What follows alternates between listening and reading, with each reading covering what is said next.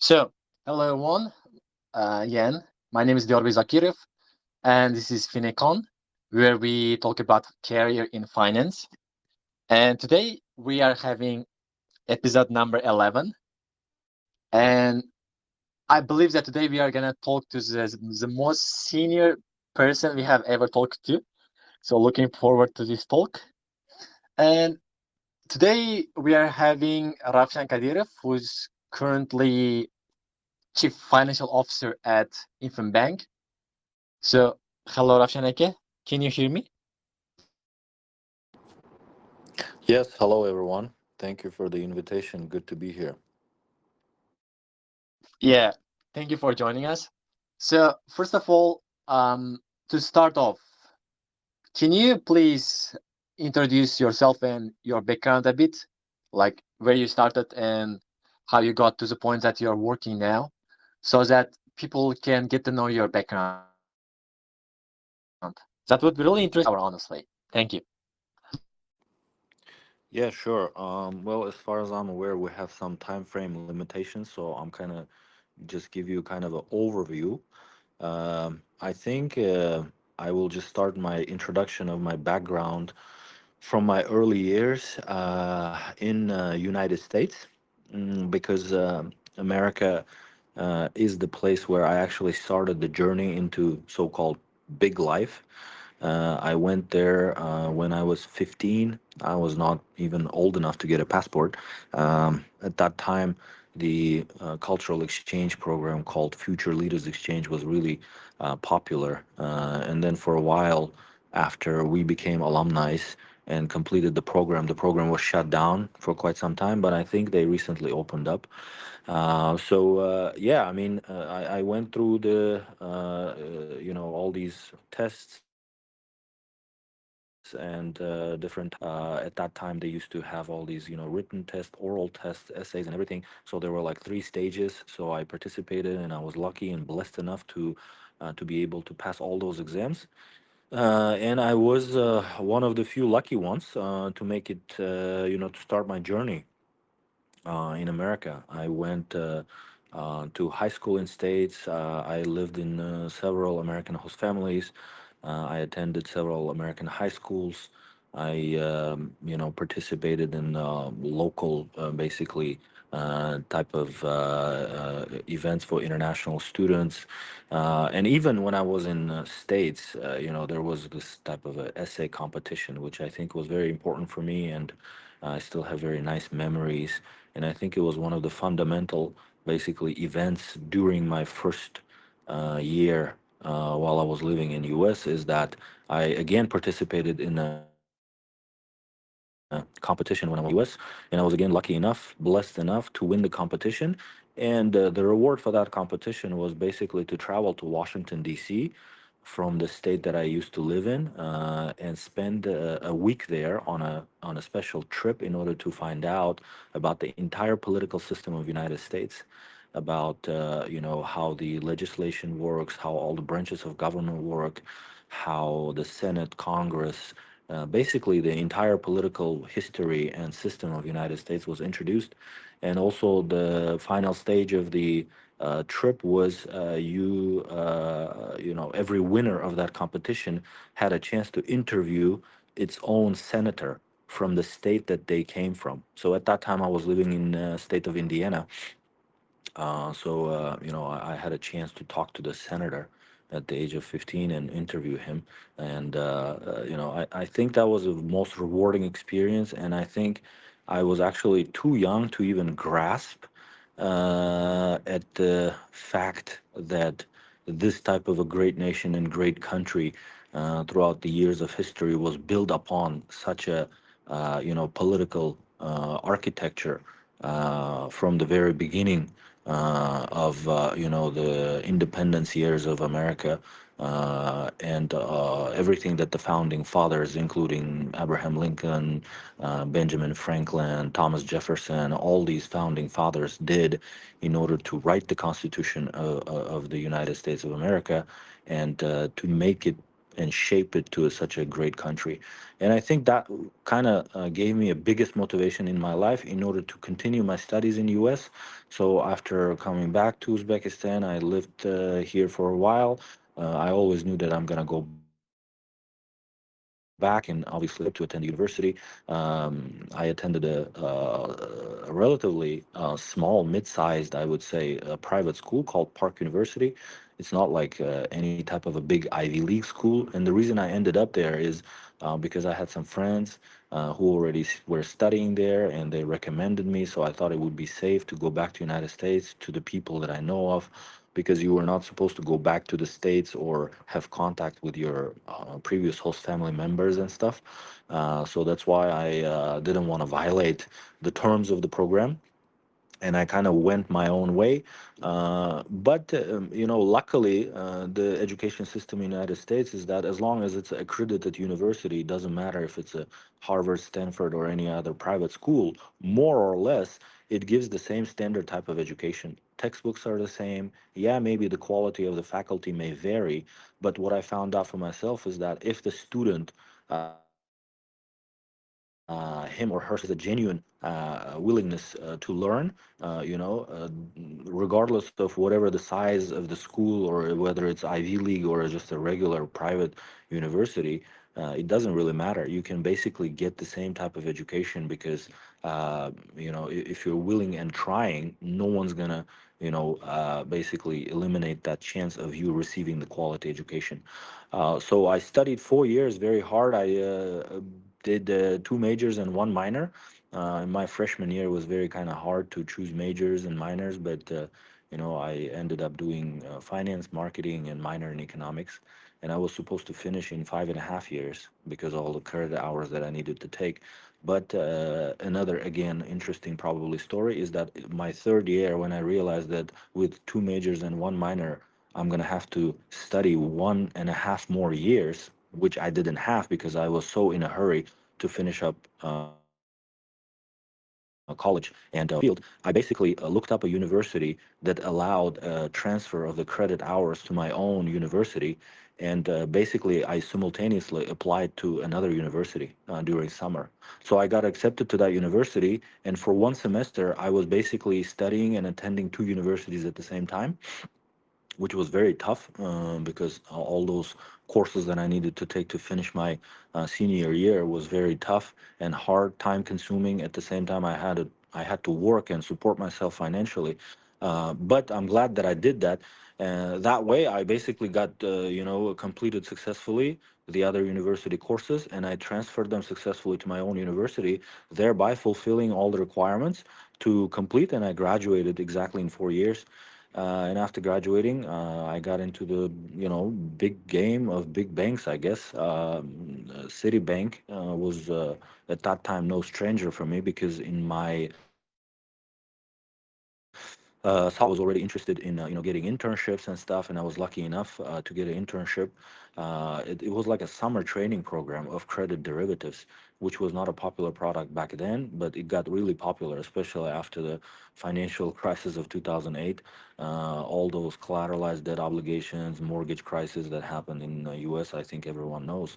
It happened because of those instruments. So at that time when I was in college, those instruments were just being invented by the people who work in JP Morgan. It was a very lucrative instrument. And it was a very interesting experience. So basically, after finishing college, I got into Citibank, worked at Citibank, worked my way up as a specialist in balance sheet management, liquidity management, which is basically one of the small areas of treasury. Then I also worked in FP&A, financial planning and analysis.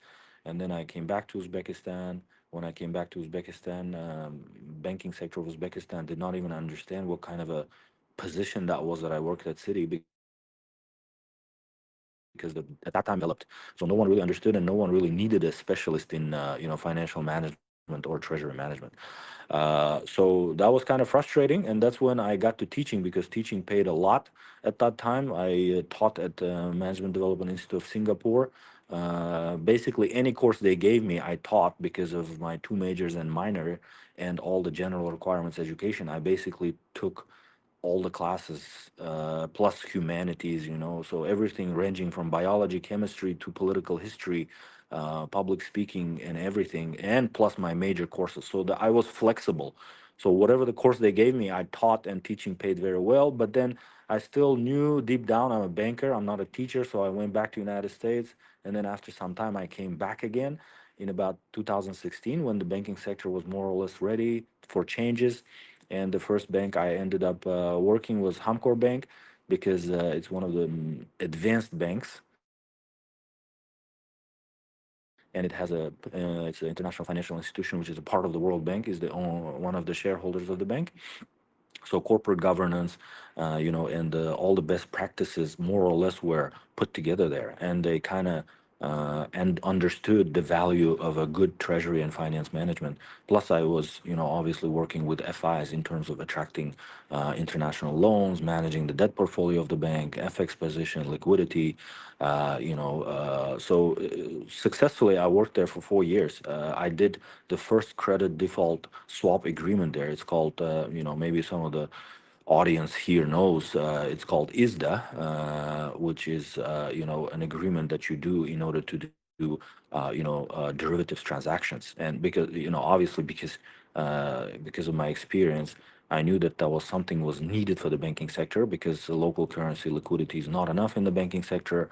And if we trade derivatives and do these kind of agreements, first of all, it would send a signal for the entire banking sector in order to arrange this kind of agreement with one of the largest banks. It was ICBC Standard London branch. So I worked on that project about a year and a half. Central bank did not really understand, asked tons of questions. Even the people in Hamkor Bank didn't understand. But I had to fight my way through in order to prove that that is something that is needed for the bank in order to diversify its funding and liquidity structure. It was some precedented, good precedent for the entire banking sector. Plus, another interesting thing I did there was first issuance of local currency bond. I mean, I think you can still look it up online. First ever issued local currency bonds. Hamkor Bank, together with IFC on London Stock Exchange. I'm still proud that I had a chance to participate in that project, because it was essentially the very first synthetic bond that was issued. And then another useful thing that I was able to do for Hamkor Bank is establish a bank of New York Mellon account in a US bank. Most of the banks struggle in Uzbekistan to have a direct USD clearing with American banks because of the compliance risks, because of all the different high level requirements. So before that, Hamkor Bank tried to do that for many, many years, more than probably 20 years. But again, I guess I was blessed and lucky enough to work with a really good team there, that trusted my guts, that trusted my intuition, that trusted my decision making, and together with the team, we were able to accomplish that. That was the longest project that took me to complete. It took me 4 years. Ever started from the point that I started in Hamkor Bank all the way until I finished it. But finally, it was completed. We were able to establish a Bank of New York Mellon account. Great memories. From there, I was invited to Asaka Bank to be part of the transformation of state banks. In Asaka Bank, I was the head of treasury for 2 years and then CFO for 2 years. I was in the midst of efforts putting together risk management, treasury management, partly corporate governance, basically in the entire program of institutional capacity building of a large state bank like Asaka. Was just right there as a great opportunity for me to just dive in and learn more, experience more, and actually do things with my own hands and with my team. And I was lucky enough again to meet a great team of potential young leaders at Asaka Bank, who again, were kind enough and trustworthy enough in order to do everything together. Because I'm all for the teamwork. I think everything that I did so far in my career, I owe it to the people that I work for, and I all the time tell them that, and I admire that with the teamwork we can achieve a lot of things. So that's why I was able, to work with the team, and we did great things there.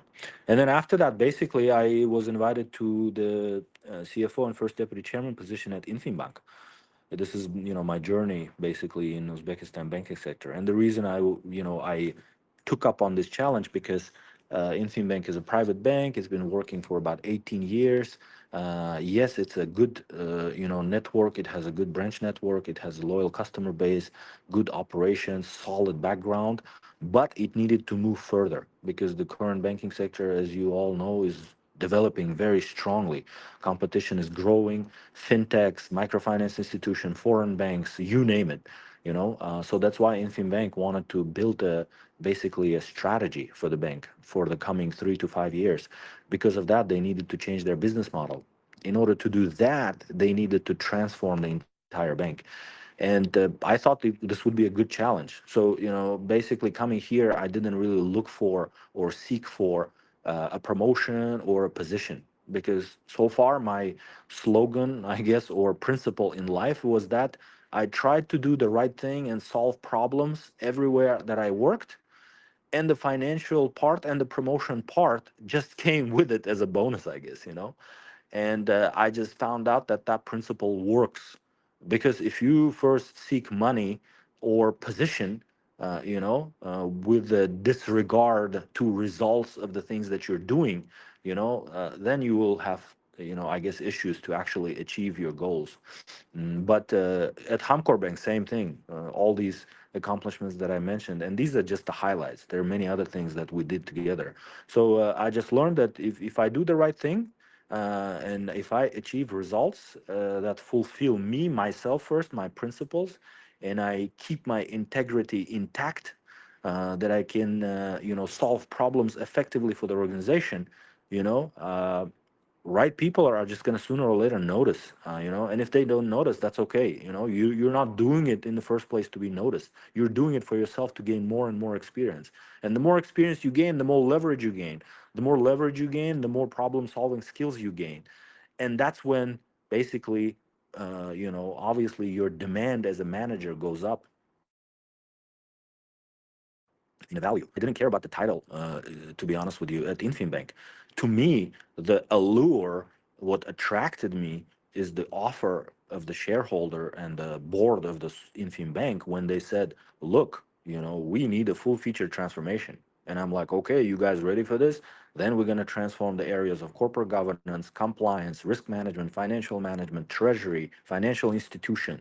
Uh, and in order to do that, I'm going to have to roll out an entire program.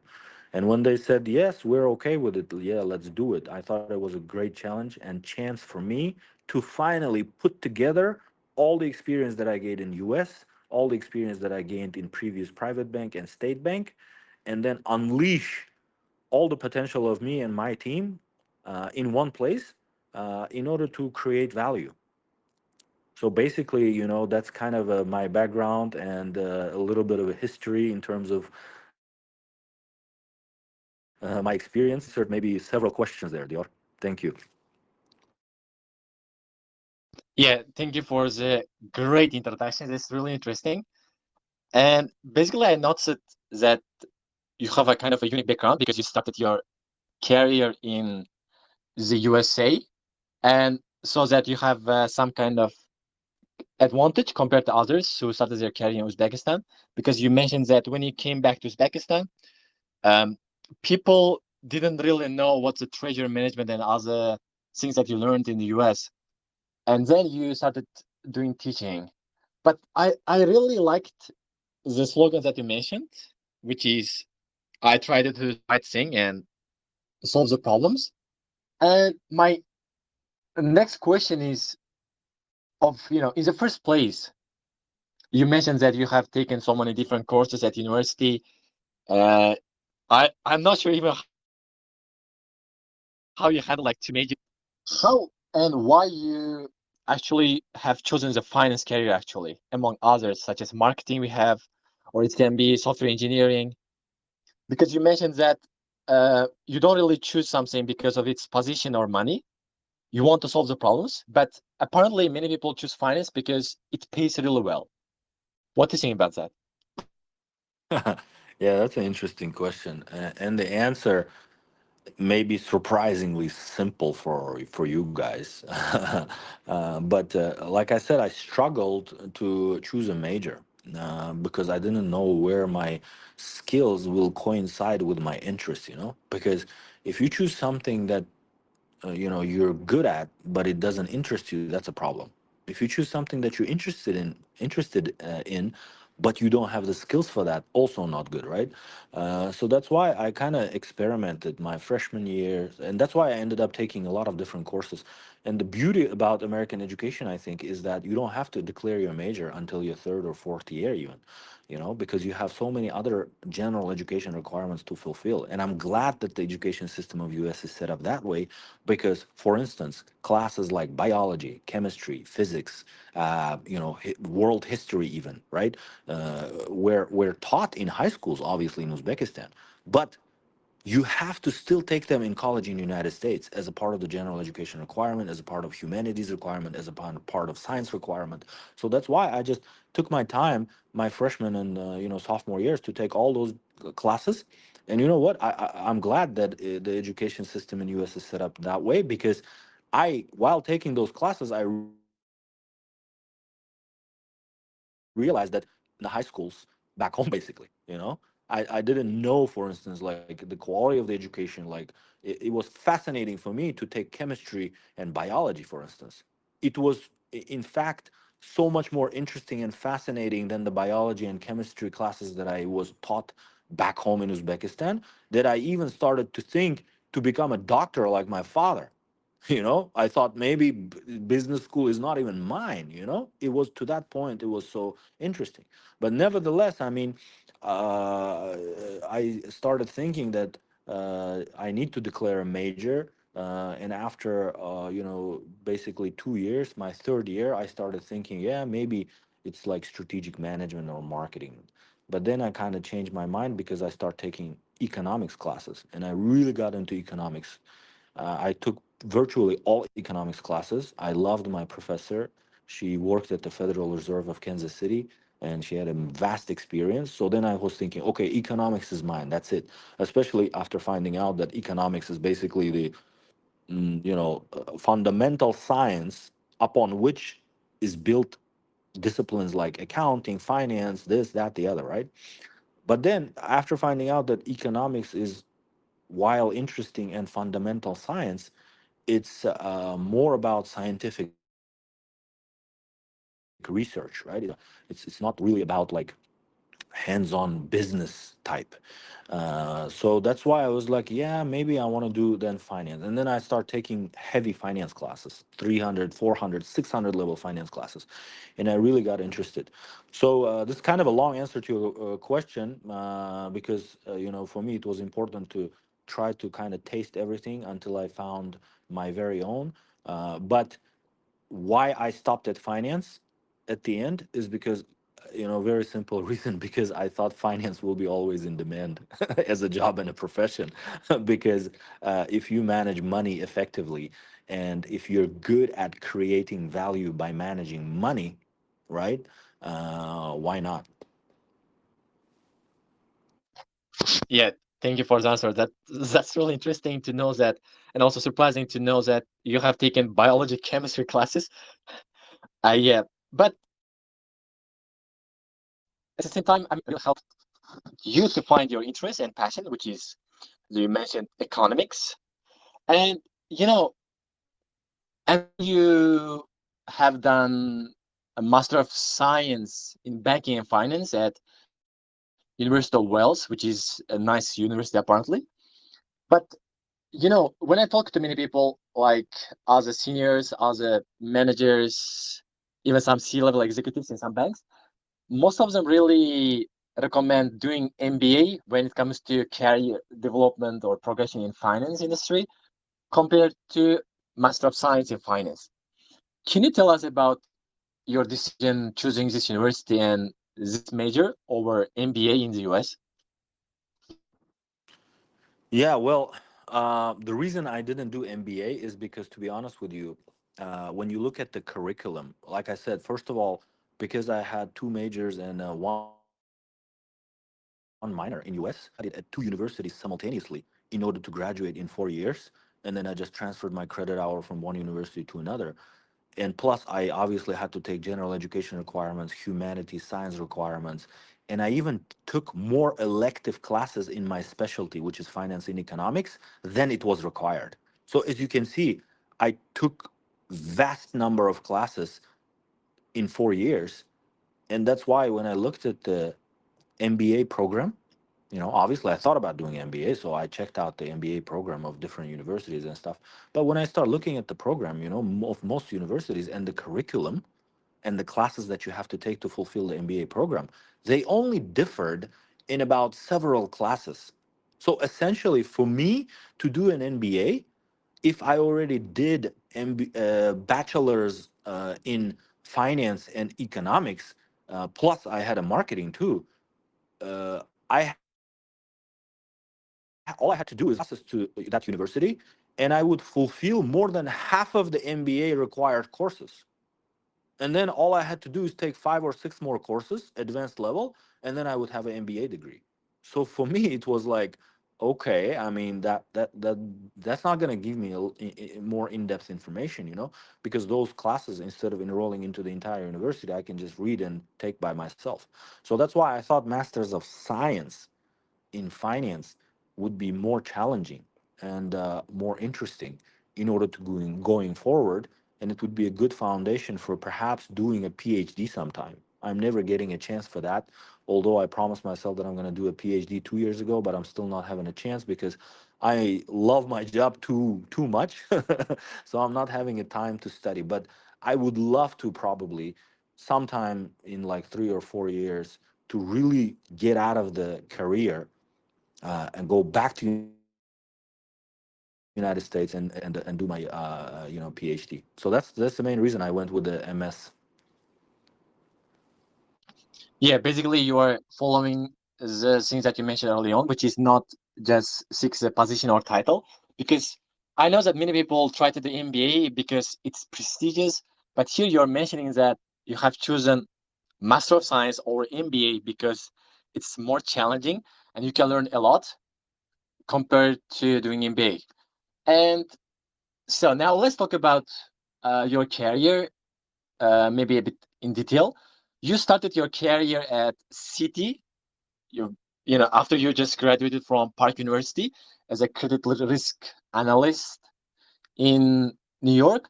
But I'm not sure how was the market in 2008 that time. But these days, when you apply to roles in Citibank or other banks, especially in New York area,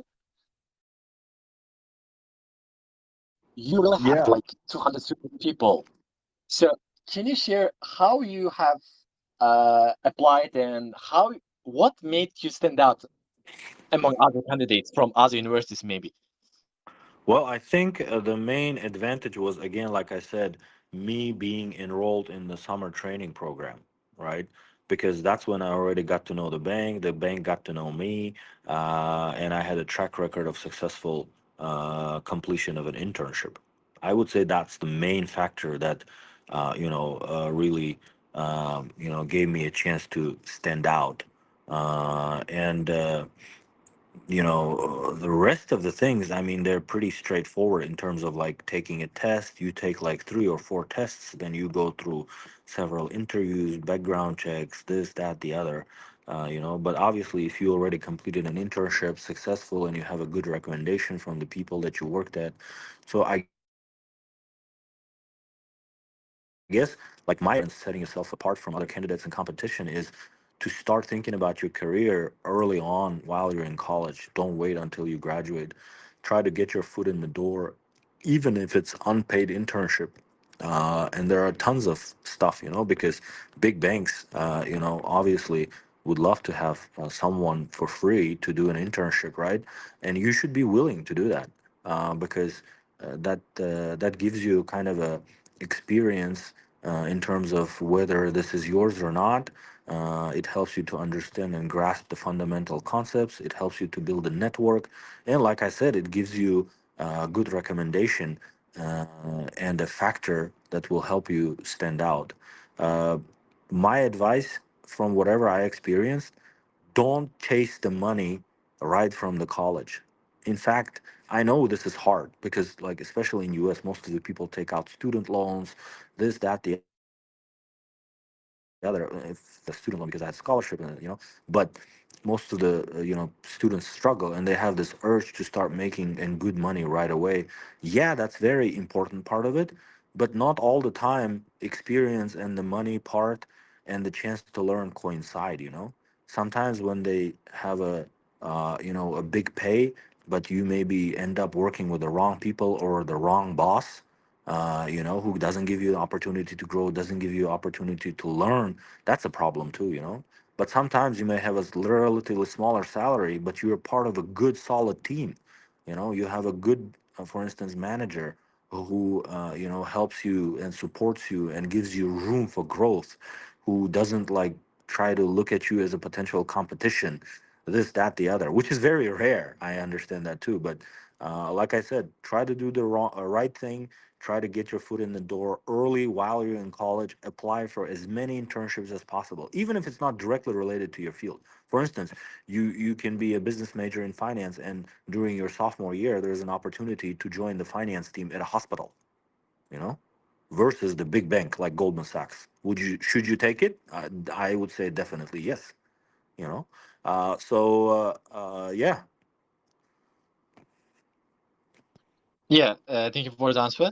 Basically, the thing that you helped to summer training sessions that you mentioned early on, which is the internships that helped you to get to know other people. And that's a really great insight that you mentioned, which is don't chase money out of college, because sometimes learning and money may not coincide together. So you may have to choose one over another, which is supposed to be, of course, learning, especially after the college. And then you worked as a credit risk analyst in Citibank in New York for around 1 year and 3 to 4 months. And why you have decided to go back to Uzbekistan? Especially, that was interesting to know that you chose teaching because no one understood what you did in the US. That's right. Yeah, well, the answer is again simple because I had to get married. So this is part of our cultural thing. When you're old enough, your parents want you to come back. They want you to get married. This, that, the other. That's the main reason I had to come back. But while I was back, obviously, like I said, yeah, the banking sector was not ready. No one really understood even my resume. They're like, "What are you talking about? What kind of a risk analyst? What kind of a financial management? What kind of a liquidity management? Like, we don't need this. We don't even have a department that does this, basically. Maybe here and there some of the private banks who are more or less advanced would understand, but still they didn't really need it. So I mean, fast forward 10, 15 years ahead, here we are. Every single bank is looking for people to help them transform the bank. They're looking for CFOs, they're looking for treasurers, they're looking for CROs, chief risk officers. They're looking for people who, can help them build machine learning models and put together AI models and credit scoring, this, that, the other. So now, basically, in terms of the finance career, banking and finance, I would say that it's a seller's market in Uzbekistan right now.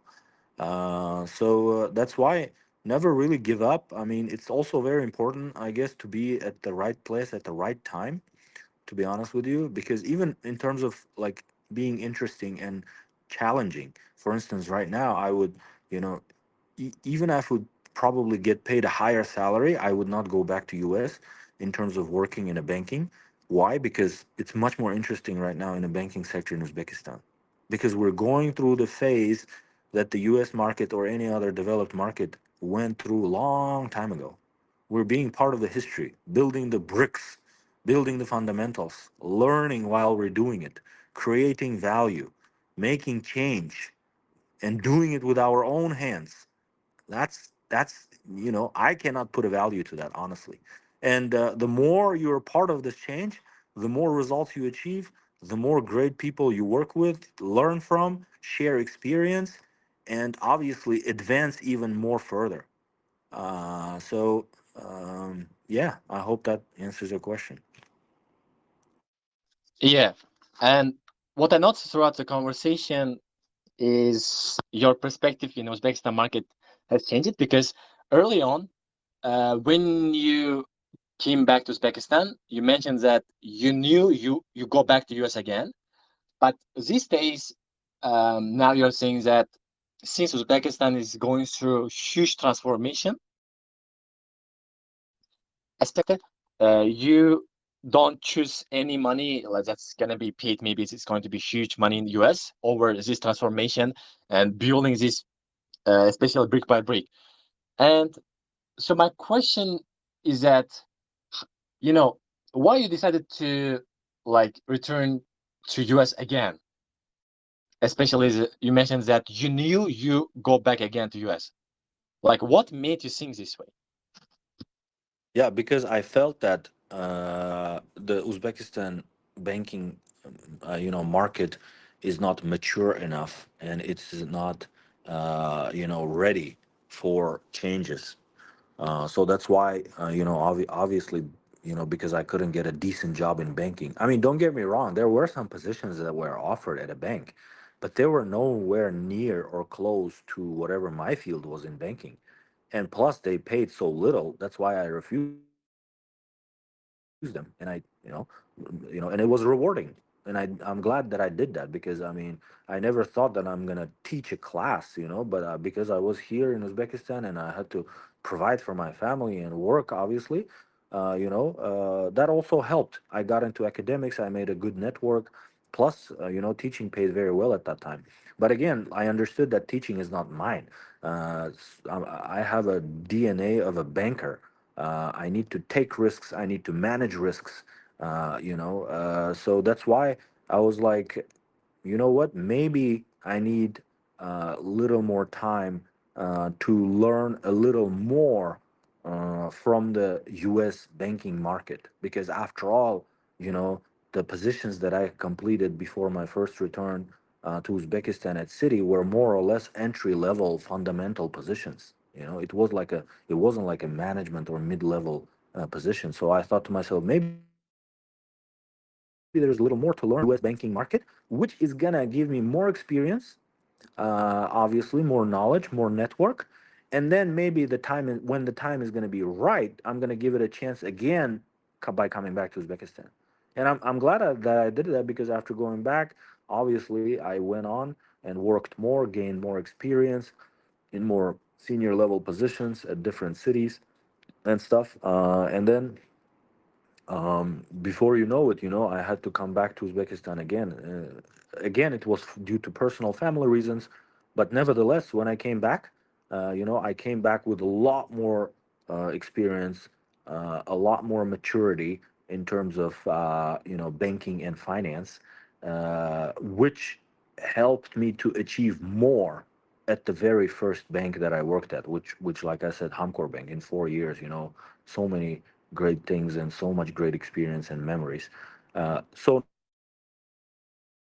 now, if you kind of rewind and pretend that when I first came back to Uzbekistan market was mature, and then I would have been given a chance at Hamkor Bank or any other bank, and people would be like, yeah, we'll give you a chance to work at your own position with your own interest. I don't think I would be able to achieve as much as I did today, because then I would have come short in terms of experience and knowledge, if that makes sense. So that's why my second try coming back, and the coincidence of the Uzbek banking sector being developed during my second try was really good, because I had a lot more to offer in terms of knowledge and experience at the banks that I worked at, which lasted me for a lot longer. Because I'm all about sharing knowledge, to be honest with you. Anyone who knows me in the banking sector in Uzbekistan, my network, even in America,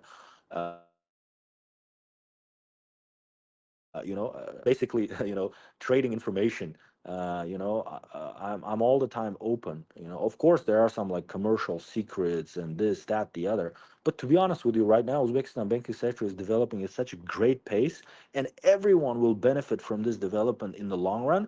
That's why, I just want to share knowledge all the time, even if it's with competitor banks, even if it's with different financial institutions. I'm always open to sharing knowledge, because I believe that's how you pass on the experience and knowledge, which invites more opportunities, more network, and opens up new new heights and new opportunities to develop something. Versus if you just keep your knowledge in a lock and a safe, then why would you learn all this? I used to always ask, why did God gave me an opportunity to study in US ever since I'm 15? Why did God give me an opportunity to study in US, an opportunity to work at these kind of big American banks? Perhaps he wanted me to kind of share this knowledge with the people who may not be fortunate enough to have had the chance to travel to US or live in US or study in US. I mean, to me it makes sense. To me it's fair. Yeah, maybe it's kind of a simple way to look at life and things, but to me it's always like that. Every single time I used to like take tests or learn something great during my high school years in US, every single time that I used to achieve good grades and finish my college classes with straight A's, and when I was graduating with honors, every time I would sit at the basically desk of a high school or American college, I used to look around and picture that my classmates from Uzbekistan are sitting next to me or could be sitting next to me. That's how much I basically all the time I was like, how come they cannot be right next to me and learn all this great knowledge? How come they cannot, be part of this? Why we're not, I almost had the need to transfer that great knowledge and great learning experience to my classmates who were left in Uzbekistan, and who, obviously also fortunate enough to graduate high school here, college here. I'm not saying that they're like deprived of life or whatever. I'm just saying that, in Uzbek there's a word, ilinaman, ilindim. When you want something for someone so bad, and I guess that feeling stuck with me ever since. That I wish that all the knowledge that is taught in American high schools and colleges, and all the experience in American banks would be shared with people here, with high school students, with university students, the ones who don't have a chance to go abroad and study.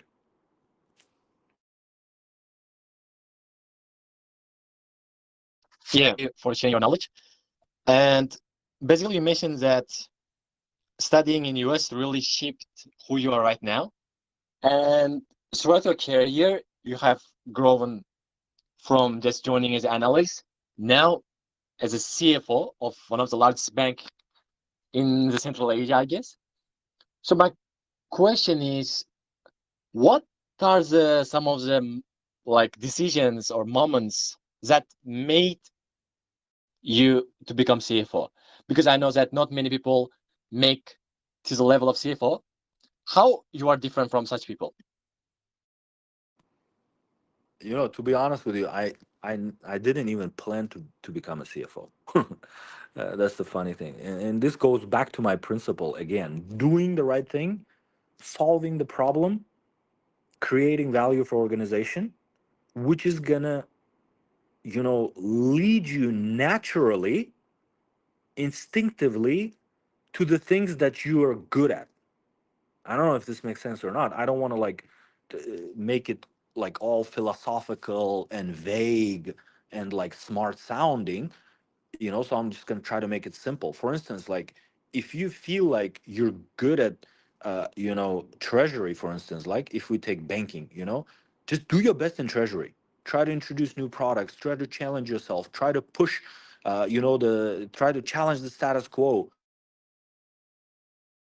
try to operations, try to question the even the management, try to optimize processes, automate them, and if that's giving a result, that's yielding a result, your experience is already being accumulated. Don't expect results pretty fast. No one, trust me, is going to be waiting there for you and being happy for your achievements and willingly to promote you. Unfortunately, real life is not like that. And it's not only in Uzbekistan. Trust me, it's everywhere. Corporate politics, competition in a work environment, all these type of corporate intrigue and competition, it's everywhere. It's just, in different shapes or forms. So that's why don't expect that someone is just going to give you a handout. Try to keep on drilling at what you're best. If treasury is not yours, then, maybe being a loan officer is yours, underwriting credits, analyzing credits. And if that's not it, then FP&A may be yours. Or if that's not it, maybe you're good at compliance risks, for instance. You know, once you find what you're kind of good at and try to solve problems, and that's giving effective results, and you notice that you're yielding results, you notice that you're changing, you notice you're providing value, do not wait for recognition or reward, because your heightened expectation of promotion, your heightened expectation of big salary because of what you think you're doing valuable for organization is going to kill your motivation and kill your ambition, because no one is going to give you what you expect. Use your results, your achievements as your fuel to go forward. And the more you do that, the more experience you gain. And trust me, at some point you will reach a point where if that is not the organization who's going to value it, there will be a different organization who's going to try to hunt you and invite you for a different position and provide a different opportunity. It's just a matter of how fast and how big you're going to get in order to be noticeable, in order for someone to pay attention and to believe that you can make the change. And again, don't expect it to happen in all in one same organization. And do not expect, I repeat again, do not expect that if you're doing a good job, you should be get promoted. That expectation is going to kill your ambitions, because no one is going to give you that promotion or that salary that you think you deserve. It's never going to happen. So that's why use your results as your fuel forward, achieve great results one after another, one greater than the other. And sooner or later, trust me, you will get noticed, because if your intentions are pure enough and your results are authentic and genuine enough, which you can measure, the right people will notice, and I'm sure you will catch a break, and you will get that finally promotion, and the money part of it, finance part of it, will all come along. That is my at least philosophy. I know that this may not work for everyone. I know that this may sound all like philosophical and purely kind of fictional or whatever, but I'm just speaking from my experience. Yeah, thank you. Basically, it's not that philosophical. I guess it's really practical, because I heard from other people too that expectations can be very high. So we should do our best. And as you mentioned, just don't expect promotion because you have done your job really well. Now, since we mentioned our time is more of limited, let me ask one of the last questions. So, with this experience and with this tons of knowledge and insights, especially when it comes to industry and career in finance, if you were like 20 years old again, what would you have done differently? That's really interesting to seem to know, and would be really useful to those listening to this conversation. Thank you. What would I have done differently? Um, I don't know. I can't think of what would I have done differently, but I can probably think of what kind of a sort of a maybe advice or kind of a suggestion I would give myself back 20 or 25 years ago, which is do not afraid to fail. Do not be afraid to fail, and do not basically uh, think that there will never be a second chance.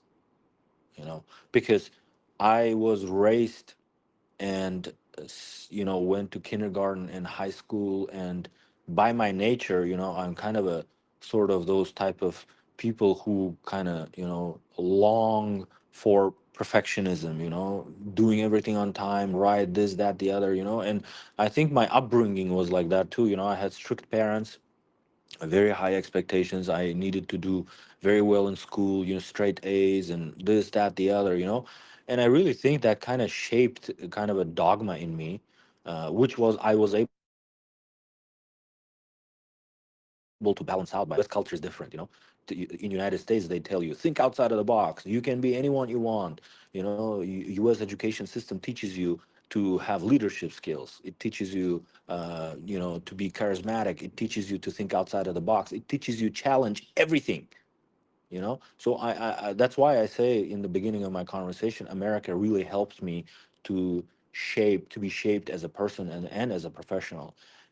So that's how I was able to diversify those type of dogmatic upbringing that I had in terms of being perfect or whatever, right? And because of that, I really think that I was all the time afraid to fail. It's like I could not like sleep or live with myself if I gotten a grade lower than A, or if I fail at something. To me it was like such a trauma. I still recall sometimes, in life, in work, and in my college years, even sometimes, obviously, not everyone is perfect. Sooner or later you fail at something, and you fail often more than you succeed, actually. you know but I remember how traumatically I used to take my failures. It just would devastate me. So that's why if I can go back and redo something, I would not like freaking stress out because I failed at something. Final suggestion, I guess, for all the listeners would be that if you're not failing, are you even trying? Is basically a rhetoric question that I want to ask the audience, and I'm sure you know the answer to this. So that's why do not ever be afraid to fail. The more you're failing, actually, the more closer to success.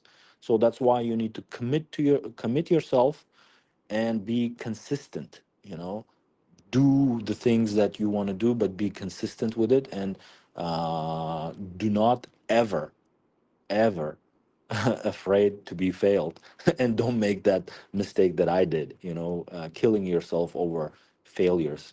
Every failure actually needs to inspire you and motivate you more, and every time you fail you actually need to be happy that you're alive, because that means you are trying something, and that's why you're failing. Yes, that's really interesting to know. And so you mentioned that people should not be afraid to fail, but I'm curious, what if like they keep failing? How would they know if this thing is for them or not? Especially they are trying, but they're failing multiple times, but maybe they are not sure if this is the right thing for them. How would they can differentiate this? I think the very good metrics for this would be your results. So, for instance, let's say if you failed 10 times, did you achieve any results at the very end? You know what I'm saying? Like, just do the math. You failed 10 times. Did you achieve at least 10% progress for 10 times rate of your failure? If yes, then keep continuing. And then after another 5 or 10 failures, measure again. Did you move from that 10% gain to 20? If the answer is yes, then you're making progress. How fast or how slow is the progress? Obviously, that's up for a question. But I think the good measure all the time is to take a pause after a failure and see what is your result and what kind of a conclusion you made out of that failure. Did that failure teach you something? If at least that failure taught to you to be patient, or if that failure taught to you that you need to be more less emotional and more logical. For instance, you were trying to give a presentation, but because you were so emotionally attached to the subject of the presentation in front of your management, you got into argument with someone, because they asked a very unfriendly or provocative question about your presentation, and you got into argument. and that ruined the entire impression of the management about your presentation. That's a failure, right? You come out of there, everyone is like laughing behind your back and saying, well, look, your presentation failed, and you prepared for that presentation 6 months, moment of shining.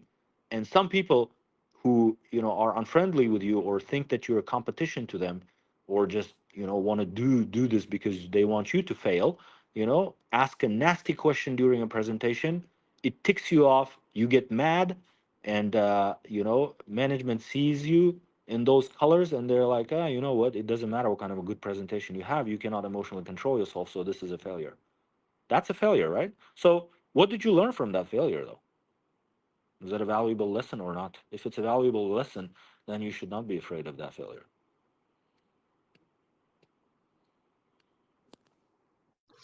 Yeah, that makes sense. Then we should change our perspective and try to look at the failure. It's kind of more of an opportunity to learn something new. And we should reflect back, even if we fail, to see if we have learned something. And that means we are trying and we are making progress. Yeah. Let me ask my final question, and then we may end the session. I know that many people can resonate with this one. In our industry, in finance, in Uzbekistan, many people are pursuing qualifications like ACCA or CFA.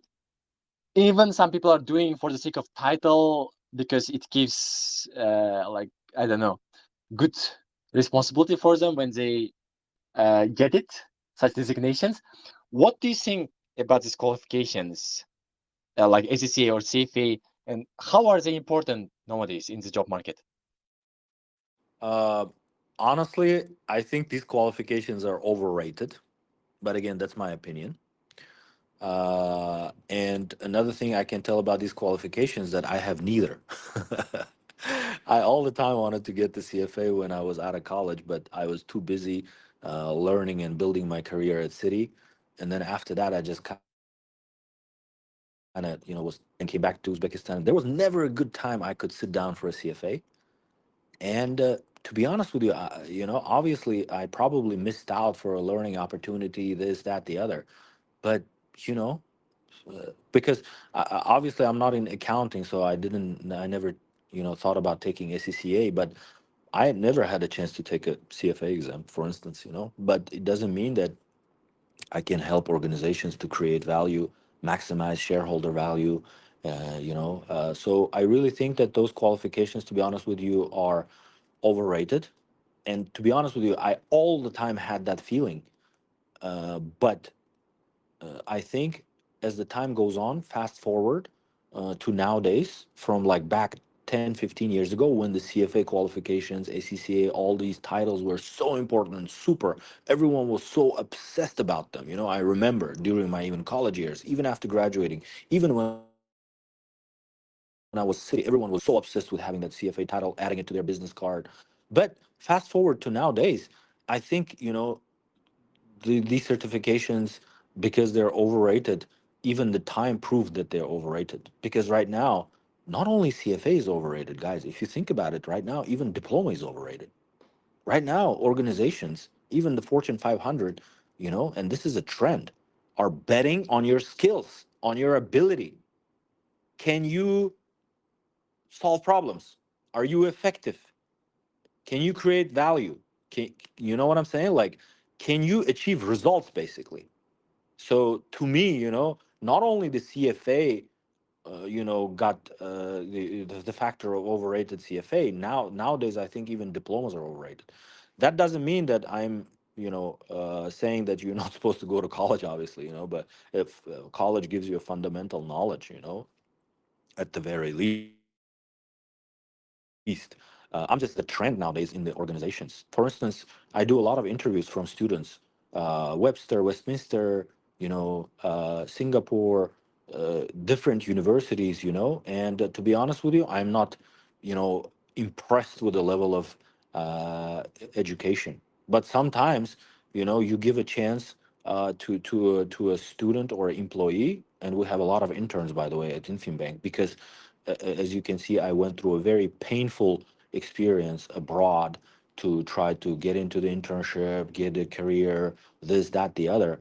all the time throughout my career, I promised myself that when I'm gonna be a big manager or a boss, I will be giving every single individual who deserves a chance to show themselves. And I'm trying to stay honest to that promise of mine. That's why I give a chance to people, regardless of their like grades or quality of diploma. You know, I try to not differentiate and say, oh, if you went to college in America, that must mean you're smarter than if you went to local Tashkent State University. You know what I'm saying? So yeah, hope that answers the question. Yeah, and thank you for giving a chance to get to know you. As you mentioned, you give chance to people, and honestly, this has been the most insightful interview I have ever taken because I have never taken such long notes, which I have taken like 2 pages here. And yeah, thank you, Ravshan, again for sharing your advice with the use of Uzbekistan. I definitely believe this will be really helpful to those who are not only going to work in finance but also in other industries too. Because advice you have shared, I believe, can apply to many walks of life, like to many parts of life. Yeah, thank you for being us today. Your speech, your advice means a lot. Um, we may get maybe one question then from the audience, if possible. Then we can end the session here. Thank you.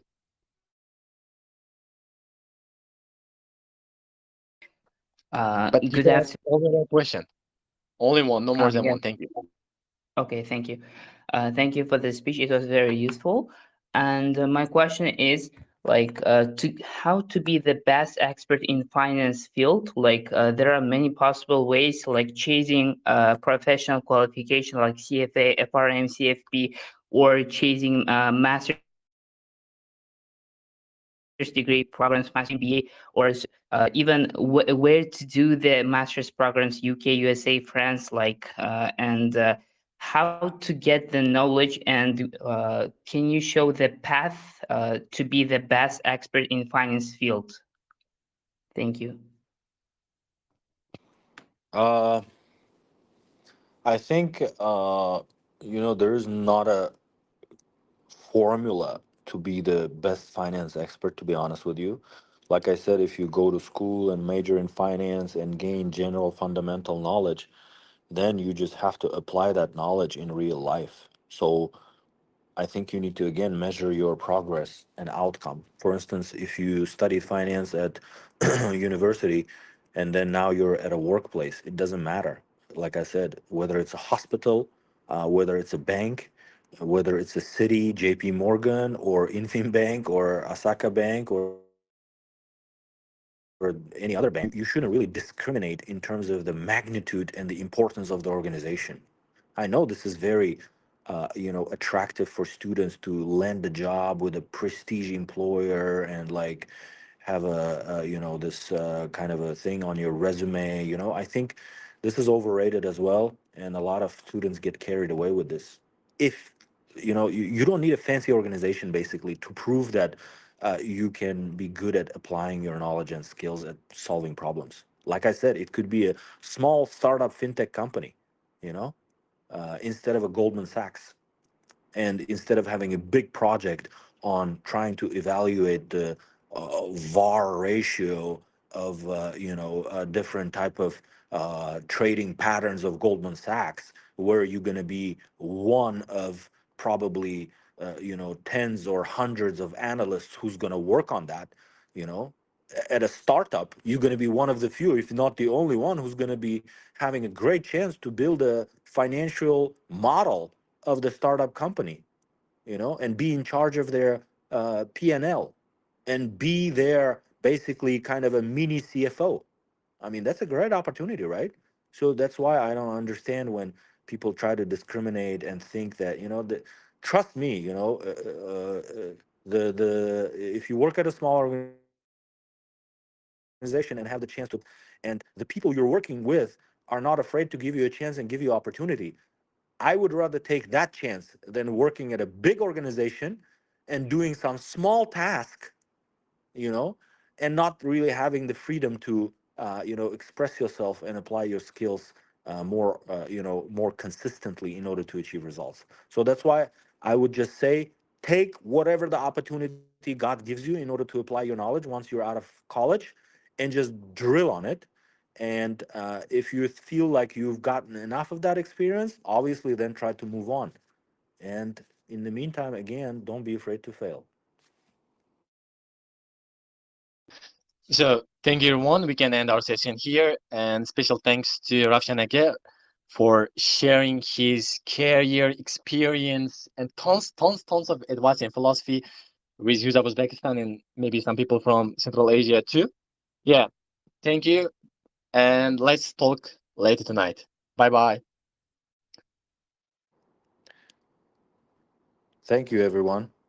And just one final word, I guess, for everyone here listening is that whatever you're doing, don't be afraid to fail. And in order to have something you never had, you should be always willing to do something you never did. So hopefully this was useful. And thanks again for everyone joining us. Good luck, everyone. Yeah, thank you too again. And bye bye. Let's talk later. Thank you for listening us today. Thank you.